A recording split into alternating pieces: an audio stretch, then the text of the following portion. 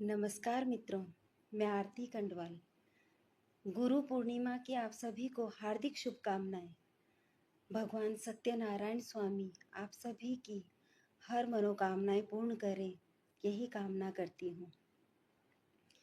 मित्रों, हम पूर्णिमा के व्रत जो हमेशा हर महीने पूर्णिमा आती है उसमें रखते हैं और हमेशा सत्यनारायण भगवान से प्रार्थना करते हैं।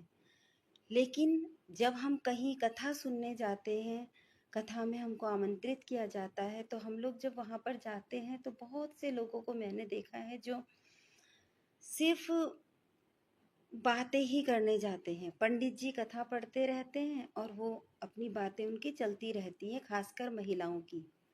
पुरुष इस तरह नहीं करते, वो शांत बैठे रहते हैं, पर महिलाएं आपस में बहुत बातें करती हैं।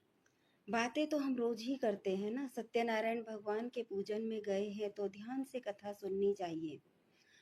और बल्कि जरूरी नहीं है, अगर कोई जमीन में नहीं बैठ पा रहा है तो उसके लिए इतना जरूरी नहीं है कि आप जमीन में ही बैठिए। नहीं बैठा जा रहा है तो ऊपर कुर्सी में बैठिए, ढंग से बैठिए, ध्यान से कथा सुनिए।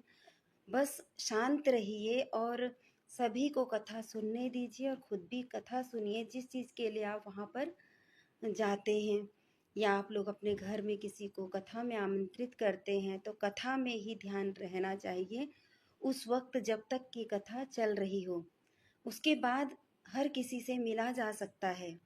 और मैं एक बात और कहना चाहती हूँ उन लोगों से जो कथा में जाते हैं और बीच में उठकर चले आते हैं, तो आप इस तरह मत जाइए।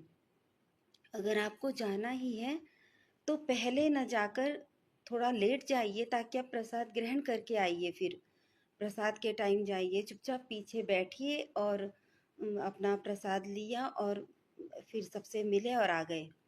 इस तरह से बीच में जब आप कथा के बीच में आप कहते हैं कि हम जा रहे हैं, तो दूसरा व्यक्ति जो कथा सुन रहा होता है वो भी बीच में डिस्टर्ब होता है और पंडित जी भी, उनकी भी कथा में थोड़ा व्यवधान आ जाता है। उस वक्त वो थोड़ा चुप हो जाते हैं उनकी वजह से। तो आप लोग ऐसा बिल्कुल न करें। कथा सुने तो ध्यान से सुने और जब कथा का अंत हो तब प्रसाद लेकर घर जाएं।